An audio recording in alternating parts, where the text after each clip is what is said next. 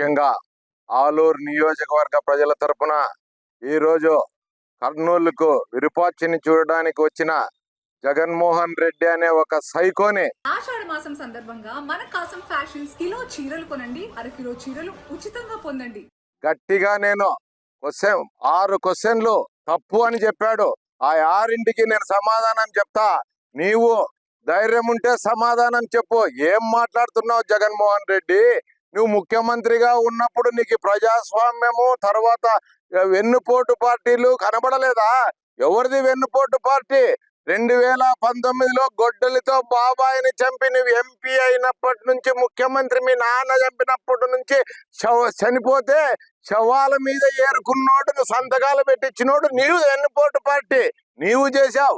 2024లో ముఖ్యమంత్రి అయితే తల్లిని చెల్లిని బయటికి నువ్వు దొబ్బితివి. నువ్వు ఆస్తి కోసం బయటికి దొబ్బిన చరిత్ర నీది. నువ్వు వెన్నుపోటుదారుడు. నువ్వు ఈ రోజు ప్రజాస్వామ్యం గురించి మాట్లాడతావా? మా చంద్రబాబు నాయుడు సారు నీతి నిజాయితీకి మారుపేరు. 74 సంవత్సరాలలో 52 రోజులు నువ్వు జైలుకు పంపిస్తే కూడా ఈ యొక్క రాష్ట్ర అభివృద్ధి కోసం చిల్లర రాజకీయాలు చేయక ఈ యొక్క ఆంధ్రప్రదేశ్ అభివృద్ధి వైపే అడుగులు వేసిన చరిత్ర మా యొక్క సార్ వచ్చేసి పెద్ద ఆయన చంద్రబాబు నాయుడు గారిది. ఇంకొక మాట, నువ్వు ఖచ్చితంగా ఒక సైకియాట్రిస్ట్ తో చూపించుకోవాలా. ముఖ్యంగా నీకు ఒక మాట చెప్తా. ఇట్లా కళ్ళు మూసి తెరిసే సంవత్సరం అవుతుందంట. మరి ఇప్పుడు నేను కళ్ళు మూసి ఇట్లా తెరిచిన సంవత్సరం అయినా 2 ఏళ్ళు అయితే 1 ఏడు కళ్ళు మూసి తెరిస్తే సంవత్సరం అవుతుందంట. అంటే నీకేమన్నా నీకేం మెంటల్ వచ్చింది జగన్మోహన్ రెడ్డి? నువ్వు ఖచ్చితంగా వచ్చేసి నువ్వు సైకియాట్రిస్ట్ తో పోయి చూపించుకో. నువ్వు 2029లో నేను అధికారంలోకి వస్తా అప్పుడు చూస్తా అంటావు. నువ్వు అధికారంలోకి వచ్చే పరిస్థితే ఉండదు. 2029 కంతా నిన్ను మెంటల్ హాస్పిటల్లో చేర్పించే పరిస్థితి వస్తుందని చెప్పి కూడా నేను తెలియజేస్తా ఉన్నా. ముఖ్యంగా నీకు ఒక మాట, నువ్వు ఆరు ప్రశ్నలు అని అంటివి, 6 వచ్చేసి ఫ్యాబ్రికేటెడ్ అని అంటివి. నువ్వు వచ్చేసి ఈరోజు విరూపాక్షి శేఖర్ గిరి అనే వ్యక్తి వైసీపీ కార్యకర్త ఎందుకు పిలిచాడు? ఆయన అక్రమ స్మగ్లింగ్ ఇసుక పట్టుకోయింటే ఆ ఇసుకది మీరు వచ్చేసి తెలుగుదేశం వాళ్ళు పెట్టారా అని చెప్పి కొంచెం ఆర్గ్యుమెంట్స్ జరిగాయి. దానికి నువ్వు నీ కార్యకర్త పిలిచింటే నీ కార్యకర్త ఇంటికి నువ్వు పో. శేఖర్ యాదవ్ ఇంటికి పోయి మరణాయుధాలతో దాడి చేసి ఆయనని వచ్చేసి బళ్ళారులో 4 రోజులు హాస్పిటల్లో అడ్మిట్ అయినా అది గుర్తు రాలేదా? అది మాట్లాడడం లేదా? ఊరికి దారిలో పోయితే శేఖర్ యాదవ్ పోయి కొట్టించుకున్నాడా? సిగ్గుందా నీకు జగన్మోహన్ రెడ్డి? ఈరోజు బహిరంగంగా నువ్వు ఇట్లా మాట్లాడుతా ఉన్నావు. తప్పుడు మాటలు మాట్లాడొద్దు. నువ్వు ఈ తప్పుడు మాటలు పద్ధతి కాదని చెప్తున్నా. ఇంకొక విషయం నీకు ముఖ్యంగా చెప్తున్నా, నీవు ఎందుకు ఇన్ని అబద్ధాలు మాట్లాడుతా ఉన్నావు? సంఘాల నుంచి నియామకాలకు పోతా ఉంటే దారిలో గొడవ జరిగిందని చెప్పి పబ్లిక్ గా ఈరోజు కర్నూలులో మాట్లాడి ఎమ్మెల్యే తమ్ముడు చెయ్యిరు కొట్టారని చెప్పావు. ఎమ్మెల్యే తమ్ముడు ఏం మాట్లాడాడో విజువల్స్ ఉన్నాయి. ఈ రోజు విరూపాక్షి దళిత సుచిత్ర ఇంటికి పోయిన విజువల్స్ ఉన్నాయి. మేము అన్ని కూడా చూపిస్తాం. నువ్వు సిద్ధమా? నువ్వు ఈ రోజైనా నేను మాట్లాడింది తప్పు. దళిత సుచిత్రకి, శేఖర్ యాదవ్ కి, మా వాల్మీకి పురుషోత్తంకి నేను తప్పని చెప్పగలవా అని కూడా నేను అడుగుతా. ఏం చేశాడండి? పోయి ఆడదైనా మొగోడైనా నా నోటితో రాని భాష బూతులు మాట్లాడిండే విజువల్స్ నీకు కనబడలేదా? ఆమె ఇంకా ఒకటి, నువ్వు దళితులను అవమానపరుస్తున్నావా? వాళ్ళ ఇంటికి పోకపోతే ఆమె బజార్లోకి వచ్చి దళిత సుచిత్ర ఆమె భర్త నాగరాజు వచ్చేసి ఆడే బట్టలు చింపినాడా? ఏం మాట్లాడుతున్నావు జగన్మోహన్ రెడ్డి?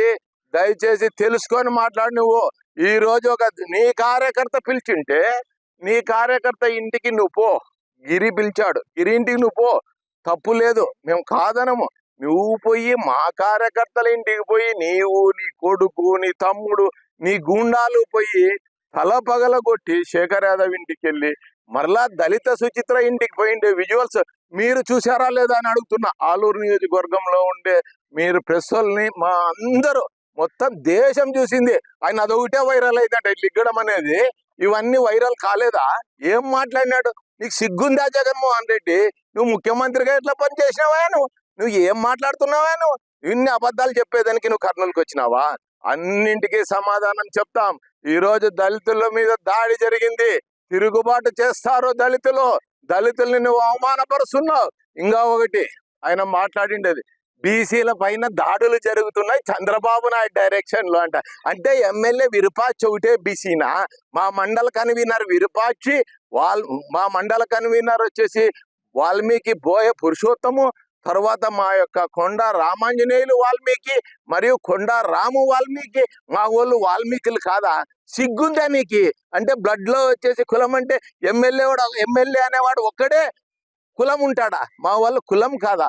మా వాళ్ళు వస్తా ఉంటే దారిలో ఆపి విజువల్స్ ఉన్నాయి కదయ్యా, ఎమ్మెల్యే కొడుకు మోటార్ బైక్ మీద నిలబెట్టి పగలగొట్టిండే విజువల్స్ ఉన్నాయి.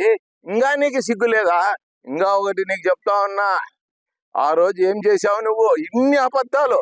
ఆ రోజు గొడ్డలితో బాబాయికి ఏటేసి నారాసుర చరిత్ర అని చెప్పేసి అధికారంలోకి వచ్చిన వ్యక్తి నీవు. నీకు అధికారం లేకపోతేనే నీకు ఎన్ని అబద్ధాలు మాట్లాడుతా ఉన్నావు. నిన్ను ప్రజలు క్షమించే ప్రసక్తే లేదు. నువ్వు ఒక్కటే డైరెక్ట్ జగన్మోహన్ రెడ్డి నీకు వస్తాను. మరి ప్రతి ఒక్కడు ఇంకొకడు అంటాడు రేపు జగన్మోహన్ రెడ్డిని విమర్శించే స్థాయి ఈయనకి ప్రసాద్కి యాడ్ ఉంది అంటాడు. అరే తప్పు ఎవడు మాట్లాడినా విమర్శించే స్థాయి ప్రజాస్వామ్య దేశంలో ప్రతి ఒక్కరికి ఉంటుంది, నాకు కూడా ఉంటుంది. ఉంది అని కూడా నేను చెప్తా ఉన్నా. ఎందుకు లేదయ్యా? ఏం మాట్లాడినావు? సిగ్గు లేకున్నట్లు మాట్లాడుతున్నావా జగన్మోహన్ రెడ్డి? ఏం మాట్లాడినాను? ఎంపీ పదవి కోసం నువ్వు మీ బాబాయిని ఆ రోజే కొట్టి ఎంపీ పదవి రాజీనామా చేయించినోడు, చేయాలని చెప్పి చూసినోడు నీవు. ఈ రోజు మీ నాయన చచ్చిపోయి ఉంటే కూడా మీరు అధికారం కోసం సంతకాలు పెట్టించుకున్నోడు నీవు. నువ్వు ఇట్లా తప్పుడు ఆరోపణలు చేయొద్దు. విరూపాక్షి ఇంటికి గాని, ఈరోజు గిరి ఇంటికి గాని, మా దళిత సుచిత్ర మగుడు నాగరాజు వాళ్ళ ఇంటికి వెళ్ళలేదు, మీరే వెళ్ళారు. ఎక్కడైనా కూడా ప్రమాణం చేసి చెప్తాను నేను, అన్ని విజువల్ చూపిస్తా, సాక్ష్యాలు చూపిస్తా. విరూపాక్షి కొడుకు తమ్ముడు గూండాలు సుచిత్ర ఇంటికి వెళ్ళారు. సుచిత్ర మగుడు నాగరాజు దగ్గర కూడా ఇంటికి వెళ్ళి టీవీలు పగలగొట్టారు. సిగ్గు లేదా? ఈ రోజు రాష్ట్రంలో ఉండే దళిత సంఘాలు అందరూ వచ్చి చూసి ఆశ్చర్యపోతున్నారు. ఇన్ని అబద్ధాలు మాట్లాడుతున్నావా? ఇలాంటి అబద్ధాలు అయిపోయింది నీ పని. ఎప్పటికీ నువ్వు సీఎం కాలేవు. దయచేసి గుర్తు చేసుకో. నువ్వు వచ్చేసి ఈ రోజుకైనా చక్కగా ఉన్నది ఉన్నట్టు మాట్లాడి మించిపోయిండేది లేదు. మా దళిత సుచిత్ర నాగరాజుకు, మా వాల్మీకి పురుషోత్తము, తర్వాత మా Valmiki Ramanjaneyulu mandal convener, single window చైర్మన్లు, వీళ్ళు వాల్మీకులు కాదా? బీసీలు కాదా? తర్వాత శేఖర్ యాదవ్ గొల్ల ఆయన బీసీ కాదా? వీళ్ళకి వచ్చి దయచేసి చెప్తున్నా, నీకు నువ్వు క్షమాపణ చెప్తే నీకు గౌరవం ఉంటుంది.